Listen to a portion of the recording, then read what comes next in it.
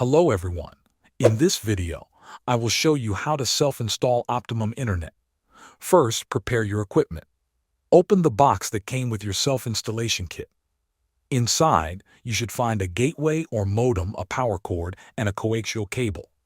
Carefully remove each item from the packaging. Next, connect the coaxial cable. Find the cable wall outlet in your home.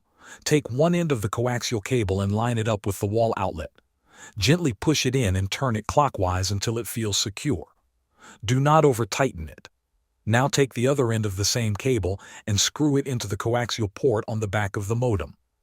Turn it clockwise until it is firmly attached. Now it is time to power on the modem. Plug the power cord into the back of the modem.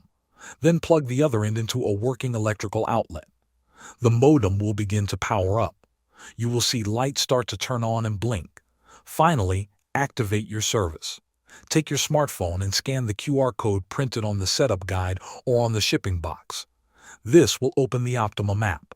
Follow the instructions inside the app to complete your activation. Once activation is complete, your internet should be ready to use. Thanks for watching.